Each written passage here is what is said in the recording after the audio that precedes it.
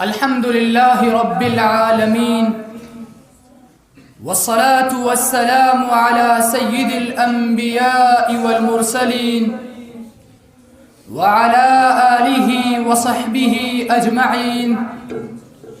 أما بعد، أعوذ بالله من الشيطان الرجيم. بسم الله الرحمن الرحيم. نزل به الروح الأمين على قلبك لتكون من المنذرين بلسان عربي مبين. صدق الله العظيم. أيها الإخوة الكرام، القرآن الكريم في آيات عديدة نوه بشأن اللغة العربية، فقال تبارك وتعالى في كلامه المجيد والفرقان الحميد: إنا جعلناه قرآنا عربيا لعلكم تعقلون. وقال تعالى: وكذلك أنزلناه قرآنا عربيا.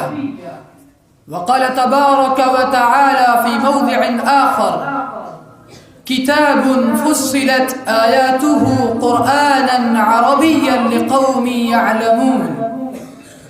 وقال تبارك وتعالى أيضا: إنا أنزلناه قرآنا عربيا لعلكم تعقلون.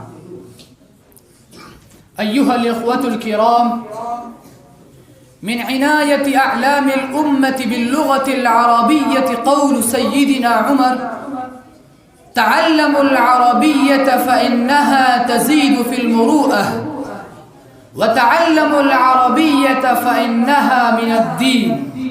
هذا من الخلفاء الراشدين، فعليكم بسنتي وسنة الخلفاء الراشدين المهديين، عضوا عليها بالنواجذ. ويقول سيدنا عمر: تعلموا العربية فإنها من الدين. شعبة يقول: تعلموا العربية فإنها تزيد في العقل. عبد الملك بن مروان يقول: أصلحوا ألسنتكم فإن المرء تنوبه النائبة، فيستعير الثوب والدابة ولا يمكنه أن يستعير اللسان، وجمال الرجل فصاحته. شعبة يقول: تعلموا العربية فإنها تزيد في العقل. عبد الملك بن مروان يقول: وقال ابن فارس أيضا في قوله تعالى: خلق الإنسان علمه البيان. فقدم الله عز وجل ذكر البيان على جميع ما توحد بخلقه، وتفرد بإنشائه من شمس وقمر ونجم وشجر وغير ذلك من الخلائق المحكمة.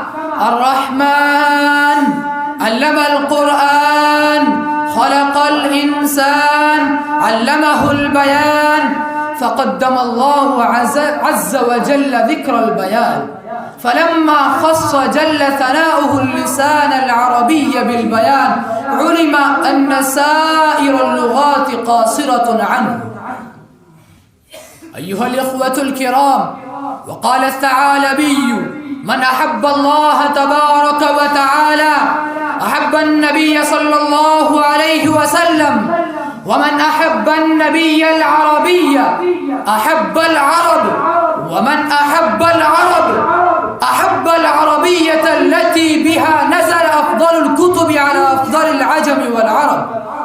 وقال الثعالبي أيضا: من أحب الله تبارك وتعالى أحب النبي صلى الله عليه وسلم، ومن أحب النبي العربي أحب العربية، ومن أحب العربية عني بها وثابر عليها وصرف همته إليها، وزاد فقال: العربية خير اللغات والألسنة، والإقبال على تفهمها من الدين. فأيها الإخوة الكرام، علينا أن نتعلم اللغة العربية ونتمهر فيها. أنا أكتفي بهذه الكلمات.